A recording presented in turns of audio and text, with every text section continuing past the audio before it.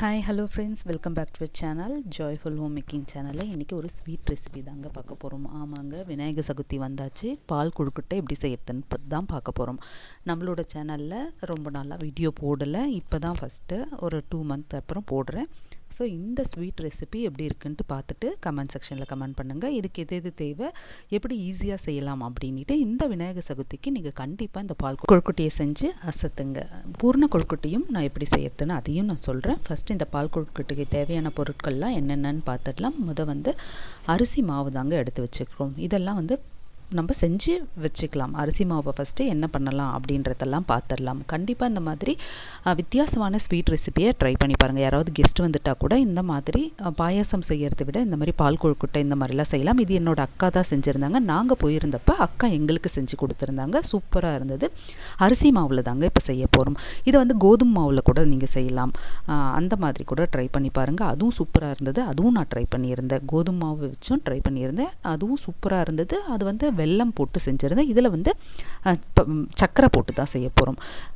கோதுமை மாவு செய்யும் போது பார்த்திங்கன்னா அந்த கலரே டிஃபர் ஆகுது. அந்த நம்மளோட வெல்லம் போட்டு செய்யும் போது நாட்டு சர்க்கரையோ வெல்லமோ பனை வெல்லம் அந்த மாதிரி போட்டு செய்யலாங்க, ஹெல்த்தியாக இருக்கும். இப்போ அந்த மாவை ஒரு 2 கப் அளவுக்கு எடுத்து இந்த மாதிரி தண்ணி போட்டு கொஞ்சமாக சால்ட் போட்டு பிசைஞ்சு எடுத்து வச்சுக்கலாங்க.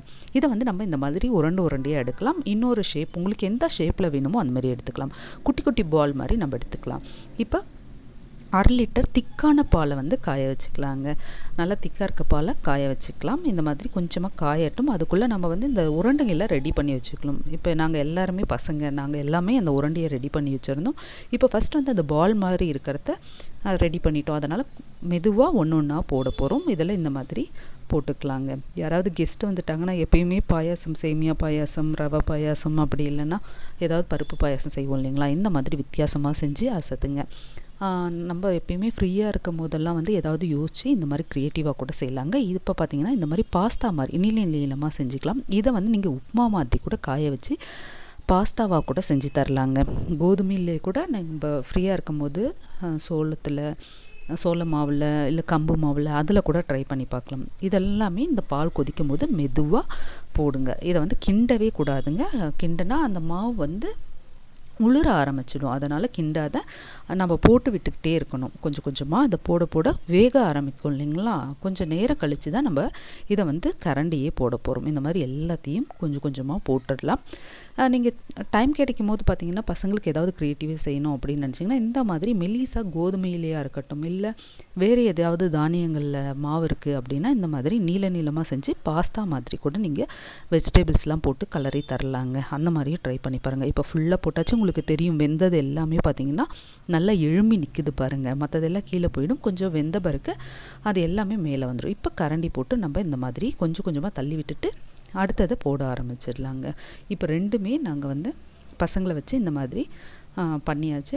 அவ்வளோ ஈகராக வெயிட் பண்ணிகிட்டு இருந்தாங்க இந்த பாயாசம் சாப்பிட. நான் முன்னாடியே ஒரு 1 இயர்க்கு முன்னாடி கோதுமையிலையும் ட்ரை பண்ணியிருந்தேங்க. நல்லா மெலீஸாக பண்ணி அதுலேயும் பாயாசம் ட்ரை பண்ணியிருந்தேன் இந்த மாதிரி. அதுவும் சூப்பராக வந்தது. இப்போ இது கூட பார்த்திங்கன்னா மில்க் பவுடர் ஆட் பண்ணலாம். கண்டென்ஸ் மில்க் ஆட் பண்ணிங்கனாலும் ஓகே தான். பட் அதை விட இது இருந்ததுனால இதை ஆட் பண்ணோம். 2 பேக்கெட் மில்க் பவுடரை இதனோட ஆட் பண்ணிக்கிட்டோம். தேவையான அளவு சர்க்கரை ஆட் பண்ணிக்கலாங்க. உங்களுக்கு எவ்வளோ தேவைப்படுதோ அதை ஆட் பண்ணிக்கலாம். இப்போ கொதிக்க பார்த்திங்கன்னா அதில் சக் பண்ண ஆரம்பிச்சிடும். இப்போ இந்த மாதிரி ஒரு 5 கப்ஸ் அளவுக்கு நாங்கள் சர்க்கரை ஆட் பண்ணியிருந்தோம். எப்படி நல்லா வெந்துடுச்சு பாருங்கள். இதுக்கப்புறம் நீங்கள் துழவ ஆரம்பிச்சிங்கன்னா அது உடையவே உடையாது, சூப்பராக இருக்கும். தேங்காய் துருவி அதையும் இதனோட ஆட் பண்ணிக்கலாம். நல்லா தேங்காய் நம்மளுக்கு சாப்பிடும்போது, அந்த பாயாசம் சாப்பிடும்போது நல்லா அந்த தேங்காயும் ஃப்ளேவர் வரும். அப்புறம் நிறைய அதனோட மிக்ஸோடு ஆட் ஆகும்போது நம்ம வாயில் ஃப்ளேவர் சூப்பராக இருக்குங்க. நறுக்குன்ட்டு சூப்பராக இருக்கும். இப்போ இதெல்லாம் மிக்ஸ் பண்ணி விட்டுடலாம். ஏதாவது நட்ஸ் உங்களுக்கு தேவைப்படாது. இதுக்கு நாங்கள் பால் கொழுக்கட்டைக்கு நட்ஸ் எல்லாம் எதுவும் ஆட் பண்ண மாட்டோம். கொஞ்சமாக சால்ட் ஆட் பண்ணிக்கோங்க. எந்த ஒரு ஸ்வீட்டுக்கும் பார்த்திங்கன்னா சால்ட் ஆட் பண்ணும்போது அந்த ஸ்வீட்னஸ் நல்லா தூக்கி கொடுக்கும். ஃபைனலாக இது முக்கியங்க. கொஞ்சமாக மாவை நிறுத்தி வச்சுக்கோங்க. கோதுமை மாவில் செய்கிறீங்கன்னா இல்லை அரிசி மாவில் செய்கிறீங்கனாலும் கொஞ்சமாக மாவை நிறுத்திட்டு இந்த மாதிரி அதை கரைச்சி இதனோட ஆட் பண்ண போகிறோம். இது எதுக்கு செய்கிறோம் அப்படின்னு பார்த்திங்கன்னா திக்னஸ்க்காக தாங்க செய்கிறோம். நல்லா திக்காக இருக்கும். வெறும் பாலுன்னும் போது நம்மளுக்கு அந்தளவுக்கு திக்னஸ் தராது. அப்புறம் பால் பவுடரும் நம்ம ஆட் பண்ணியிருக்கோம். 2 பேக்கெட் பால் பவுடரும் ஆட் பண்ணியிருக்கோம். அதனால் உங்களுக்கு வந்து நல்லா வந்து டேஸ்ட்டு சூப்பராக இருக்கும். இப்போ கரைச்சதையும் ஆட் பண்ணி இந்த மாதிரி துழவி விட்டுருங்க.